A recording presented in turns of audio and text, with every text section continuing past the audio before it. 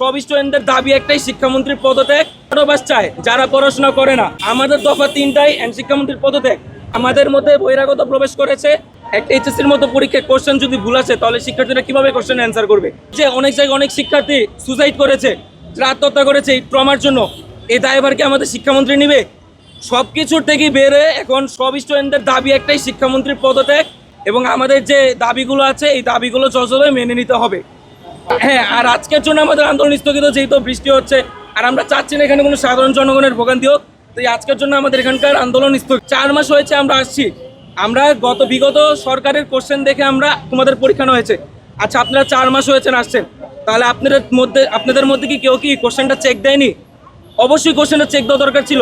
তো আপনারা যদি কোশ্চেনটা চেক না দেন তাহলে কিভাবে কোশ্চেন ভুল আসে? তো অবশ্যই আপনাদের কোশ্চেন প্যাটার্ন এখন থেকে চেক দিতে হবে।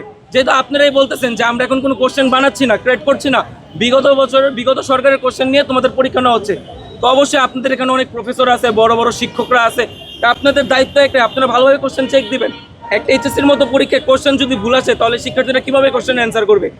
আর আমরা যদি অ্যান্সার না করতে পারি, আপনারা বলতেছেন যে আমরা পড়াশোনা করি না, এই করি না।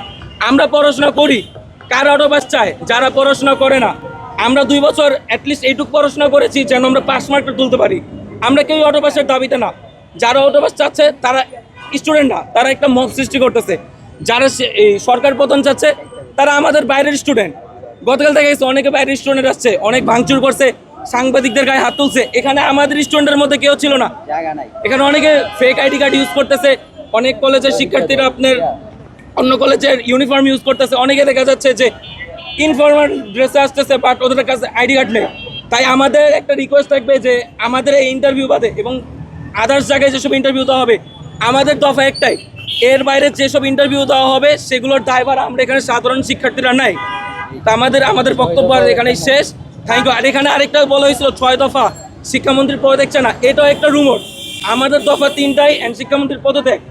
এবারে যারা যা বলবে এগুলো সব হচ্ছে একটা ফ্রড, একটা রুমার ছড়ানো হচ্ছে। আমাদের মধ্যে বহিরাগত প্রবেশ করেছে, এখানে ওরা এসে এরকম রুমার্সগুলো ছড়াচ্ছে। যেমন আমি আপনাকে বললাম অটোপাস, যেমন আমাদের 6 দফা দাবি বা সরকারের পতন, এগুলোর পক্ষে আমরা নেই।